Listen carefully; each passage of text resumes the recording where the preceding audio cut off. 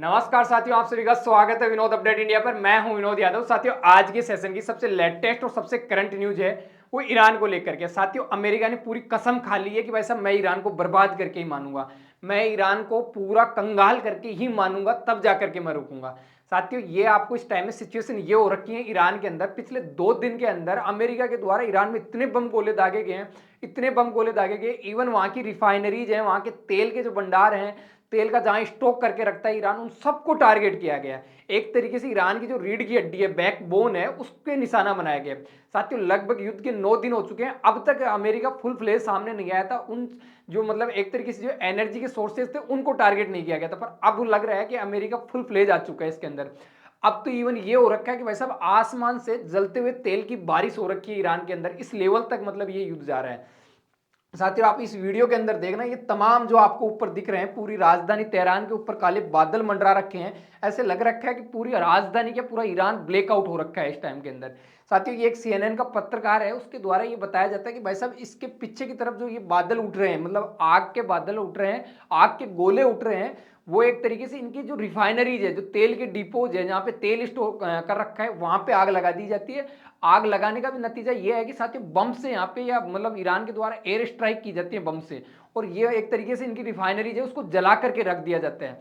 और इनको एक बार आप कल्पना करके देखो कि अपने आप में कितना भीषण होगा, मतलब एक जैसे न्यूक्लियर अगर मान लो कहीं पे ब्लास्ट करवाया जाता है, वैसे अपने आप के अंदर ये मतलब भीषण है अपने आप में। पूरा तेहरान, पूरा ईरान मतलब अंधेरे अंदर ब्लैकआउट हो गया। आप यहां से देख सकते हो कि ये जो लपेट उठ रही है इनकी, वो कितनी बड़ी होंगी।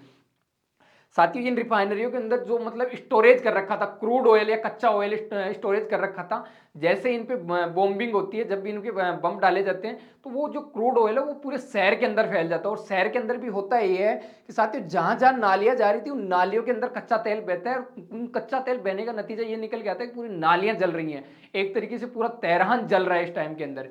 साथियों, इनकी जो सीवर की लाइनें जा रही हैं, सीवरेज की जो लाइनें जा रही हैं, वो लाइनों का आप दृश्य देख सकते हो कि वो कैसे जल रही हैं। पूरे शहर के अंदर आग लगा के रख दी, एक तरीके से इनकी पूरी राजधानी को आग का गोला बना के रख दिया। साथियों, इनके शहर के अंदर जहां तमाम मतलब वो जो गैस की पाइपलाइंस बिछा रखी हैं गैस के लिए, वो तमाम पाइपलाइन आप लोग यहां से देख सकते हो, शहर के अंदर बम ब्लास्ट होते हैं ना, वैसे जल रही हैं ये पाइपलाइनें।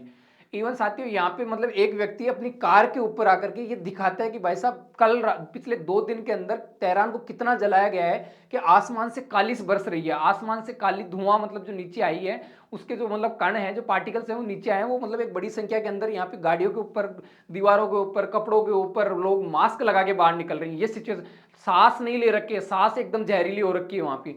पूरा जो तेहरान है वो पूरा ब्लैकआउट हो रखा है। तमाम साथियों, वो पिछले 2 दिन के अंदर हेडलाइंस बनती हैं कि भाई साहब तेहरान है जो ईरान की राजधानी है वो पूरी ब्लैकआउट हो रखी है, काला दिन, ब्लैक डे घोषित कर दिया जाता है। इवन साथियों आसमान से मतलब कालिस पड़ रही है, ये पूरी वो न्यूज बनती है। जहरीली बारिश हो रही है, भीषण, मतलब पूरा वो तमाम बताया जाता है कि भाई साहब इस टाइम के अंदर ईरान के अंदर अमेरिका कर क्या रहा है। इवन काली बारिश के लिए कहा जाता है कि भाई साहब इस टाइम के अंदर तो ब्लैक रेन बारिश हो रही है वहां पे। ये तमाम वो साथियों हेडलाइन से जो मतलब सबसे ज्यादा इस टाइम के अंदर चिंता बनी हुई है कि भाई साहब अब इस टाइम के अंदर अमेरिका वो फुल फ्लेज सामने आ चुका है। और ये पूरा कारनामा इजराइल और अमेरिका के द्वारा साथियों, जो ईरान के अंदर तेल के डिपोज हैं, जो रिफाइनरीज हैं, उनकी जो तेल स्टोरेज कर रखा है, क्रूड तेल है, उनको टारगेट किया है, उनको बड़ी संख्या के अंदर टारगेट किया है। साथियों, युद्ध का लगभग 9वां या 11वां या 12वां दिन चल रहा है, अब तक अमेरिका और इजराइल ने इनकी रिफाइनरियों को टारगेट नहीं किया गया। अब यहां से यह भी निकला जा रहा है कि भाई साहब क्या वाकई के अंदर अमेरिका और इजराइल, जो रास तनुरा और जो अरामो का जो मतलब सऊदी की रिफाइनरी थी, उन पे ईरान ने अटैक किए थे ड्रोन से, उनका बदला लिया है कि ईरान में हमले करके।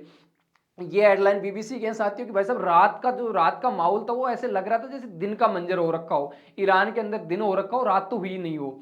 इवन लोगों का सांस लेना मुश्किल हो गई। टाइम्स मैगजीन की वो न्यूज है जिसके अंदर कह रहे हैं कि लोग इस टाइम के अंदर सांस नहीं ले रखे, वहां पे सांस लेना मुश्किल हो रखा है, पूरा वहां पे ब्लैकआउट हो रखा है, पूरा मतलब धुआं धुआं हो रखा है वहां पे।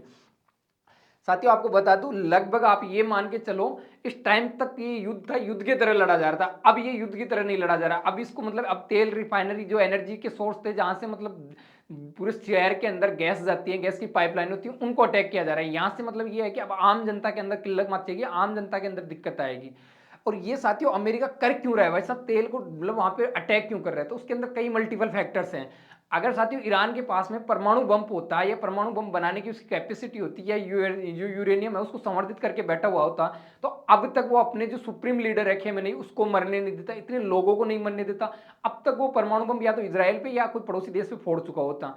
दूसरी चीज यहां से साथियों ये निकल के आती है कि वाकई के अंदर ये मतलब ईरान के अंदर अमेरिका चाहता ये था कि वैसे यहां से तख्ता पलट हो जाए, और तख्ता पलट के लिए उन्होंने खेमेनी को टारगेट किया, खेमेनी को मार दिया। और खेमेनी को मारने के बाद में वो चाहता था कि यहाँ पे ऐसी मतलब वैसा व्यक्ति बैठे शासन चलाए जिससे हम नेगोशिएट कर सके, उनसे हम लोग बात कर सके, और कम से कम यहाँ पे जो तेल है वहां पे एक्चुअल अमेरिका की उस पर नजर है। आपको बता दूं वर्ल्ड के अंदर इस टाइम के अंदर दुनिया का सबसे ज्यादा क्रूड ऑयल है जो कच्चा तेल है, उसके अंदर ईरान तीसरे नंबर पे आता है स्टोरेज या रिजर्व के अंदर। मतलब उनके पास में उनके अर्थ के अंदर इतना क्रूड तेल है कि वो वर्ल्ड के अंदर तीसरे नंबर पे था। अमेरिका की एक्चुअल के अंदर नजर इस तेल पे है। तो ये परमाणु तो उसका एक तरीके से ऐसा है कि भाई साहब वो तो भाईना है, एक्चुअल के अंदर उसकी मनसा ये है कि वैसा वो क्रूड पे मतलब अटैक करना चाहता है, ये क्रूड के लिए उसको नजरें गड़ा रखी है।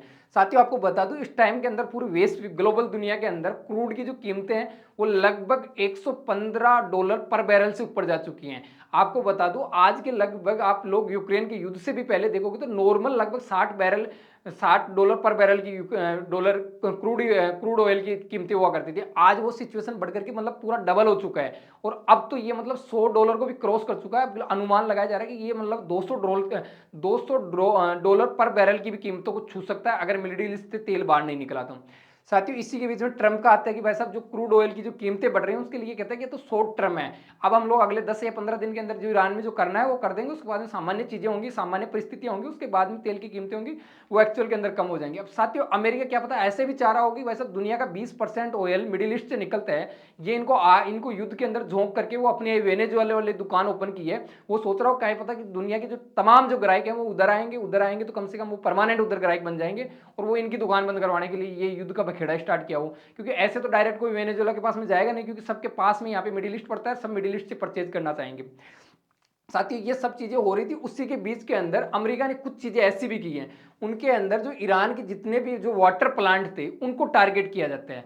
जहां से अब आपको एक चीज और बता दूं, मिडिल ईस्ट के तमाम वो देश हैं जो जिनके अंदर सऊदी, कतर, ओमान, बहरीन, ये यूएई, इराक, ये सारे देश हैं, उनके पास में एक्चुअल के अंदर पेवर जो लैंड का जो जल है वो नहीं है, अर्थ के अंदर जो जल है वो नहीं है, वहां पे सूखा है। वहां पे समुद्र का जो खारा जल होता है साथियों उसको मतलब फिल्टर किया जाता है, और उसके बाद के अंदर उसको पीने लायक बनाया जाता है, मीठा पानी बनाया जाता है। तो जो इनके जो जितने भी प्लांट रख रखे थे उन प्लांटों को अटैक किया जाता है। उसी के अंदर जो एक केशव द्वीप के ऊपर इन्होंने वाटर ट्रीटमेंट प्लांट बना रखा था उसको निशाना बनाया जाता है। 30 गांवों की जलापूर्ति करता था ये ईरान के अंदर, और इसके बाद में चेतावनी देते हुए ईरान के द्वारा कहा गया कि भाई साहब इसके परिणाम भुगतने के लिए आप तैयार रहना। अगर आप लोगों ने पानी पे ही आप लोगों ने अगर पीने का पानी है अगर उसको टारगेट कर रहे हो, आप मूलभूत चीजों को टारगेट कर रहे हो, तो फिर इसके लिए आप लोग तैयार भी रहना। इसी का बदला यहां ये लेता है ईरान। ईरान बहरीन के जितने भी बहरीन के प्लांट लगे रखे हैं, वाटर ट्रीटमेंट प्लांट है जो वाटर को प्यूरिफाई करते हैं, उनको टारगेट करता है, और ड्रोन से ईरानी ड्रोन से टारगेट किया जाता है। मतलब कुल मिला के है कि अमेरिका ने ईरान के वाटर प्लांट है उनको टारगेट किया, ईरान ने जितने भी मिडिल ईस्ट के देश थे तमाम उन पे स्टार्ट कर दिया, वैसा आप हमारे वाले को अगर करोगे तो हम लोग इनके भी करेंगे। अब इस टाइम के अंदर सिचुएशन ऐसी हो रखी है साथियों मिडिल ईस्ट के अंदर कि भाई साहब ये एक युद्ध तो चल ही रहा था, एक तरीके से नया युद्ध वाटर युद्ध और स्टार्ट हो गया। भाई साहब एक तो तेल के लिए चल रहा था, तेल तो अमेरिका को जरूरत है कि भाई साहब ईरान पे नजरें गड़ा रखा है। अब इस टाइम के अंदर ये मिडिल ईस्ट वाले देश हैं जो तमाम मतलब समुद्र के किनारे पे जो वाटर ट्रीटमेंट के जो प्लांट लगा रखे हैं उनको टारगेट किया जा रहा है। उनको छुपा के भी नहीं रखा जा सकता, वो मतलब बड़े एरिया के अंदर होते हैं, तो उनको टारगेट कर रहे हैं। उनको टारगेट करना मतलब वहां के सिविलियन है, वहां के आम नागरिक हैं, उनको मतलब मौत के अंदर झोंक रहे हैं ये। अब ये युद्ध धीरे धीरे साथियों अपने आप में भीषण होता जा रहा है, एक तरीके से मतलब विकराल रूप लेता जा रहा है, और बर्बादी किसी की होगी तो सबसे ज्यादा ईरान के पीछे पड़े हुए, क्योंकि तमाम मिडिल ईस्ट के देश ईरान के पीछे पड़े हुए हैं, और अमेरिका ईरान के पीछे पड़ा हुआ, इसराइल ईरान के पीछे पड़ा।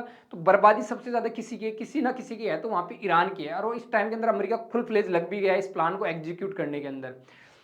और साथियों इस टाइम में आपको बता दूं ये जैसे आपको समुद्र का जो पानी है इसको यहाँ पे जैसे समुद्र के किनारे हैं, यहाँ पे जैसे रेड सी के अंदर तमाम देश हैं वो अपने यहाँ पे कर रखे हैं, यहाँ पे ये जो गल्फ ऑफ फारसी है इसके अंदर जो तमाम देश हैं वो अपने यहाँ पे देश के अंदर प्लांट लगा रखे हैं, वो यहाँ से मतलब एकदम पानी को पीने लायक मीठा पानी बना करके वो पूरे देश के अंदर सप्लाई करते हैं। वहां लैंड के अंदर इस जमीन के अंदर एकदम सूखा है, एकदम बंजरपना है, वहां पे पानी नहीं है, और बड़े बड़े प्लांट लगा रहे हैं। अब प्लांटों को टारगेट किया जा रहा है, ये कहा जा रहा है कि मानव त्रासदी अब आने के लिए स्टार्ट हो गई है, वाटर त्रासदी अब लोग सामने देखेंगे। और साथियों अब लोगों को मानसिक तौर पे मतलब एक तरीके से कमजोर करने के लिए इस युद्ध को एक तरीके से मतलब जो लोकल जो रीजनल चीजें होती हैं जो मतलब वहां नेसेसरी है कि भाई साहब ये तो चाहिए ही, उन चीज़ों के आड़ के अंदर इसको मतलब अमेरिका लेके जा रहे हैं।